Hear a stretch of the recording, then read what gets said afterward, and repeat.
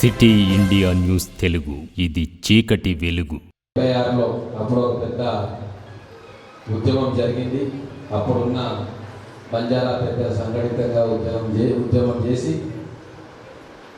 బంజారాలకు reservation తీసుకున్నాం 76. So పెద్ద రవీంద్ర నాయక్ గారు ఇంకా చాలామంది ఉన్నారు. దాని తర్వాత మళ్ళీ ఒకసారి లంబాడాల ఐక్యత, ఈ జాతి ఇంకా వెనుకబడ్డది, ఈ ప్రయోజనాలు మనం కాపాడుకోవాలని బయలుదేరిన మొట్టమొదటి నాయకులు బెల్లె నాయక్. మేము తెలంగాణ ఉద్యమంలో 2001లో వచ్చినాం.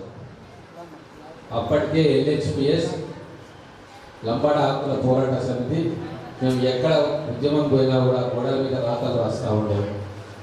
మా తాండాలో మా రాజ్యం అనేది అప్పుడే ప్రతి దగ్గర కూడా ఈ నినాదం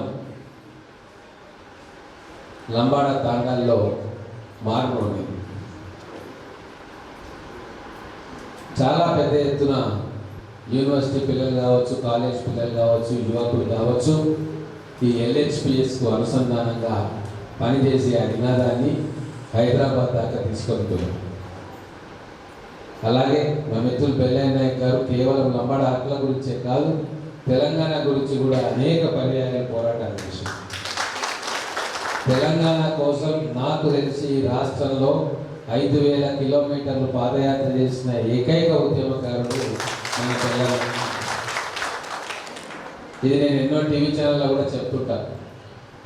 నేను ఉద్యమం చేసినాం, సావు నోట్ల తలకాయ పెట్టినాం అంటే కనీసం ఒక 100 కిలోమీటర్లు కూడా ఏ రోజు సరిగ్గా నడవలే.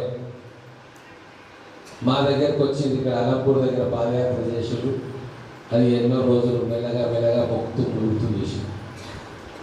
అన్ని వసతులు కల్పించుకొని చేసాం. కానీ ఏమి లేకుండా, ఏ సపోర్టు లేకుండా, కేవలం ధైర్యంతో ఒక లక్ష్య సాధన కోసం ప్రజల్లో ఒక సందేశం ఇవ్వాలన్న ఒక ఆలోచనతోటి ఆ రోజు బెల్లన్న 5,000 కిలోమీటర్లు ఐక్య కార్యాచరణ వేదిక, తెలంగాణ ఐక్య కార్యాచరణ సమితి చాలా పెద్దలుండే ఆ రోజు.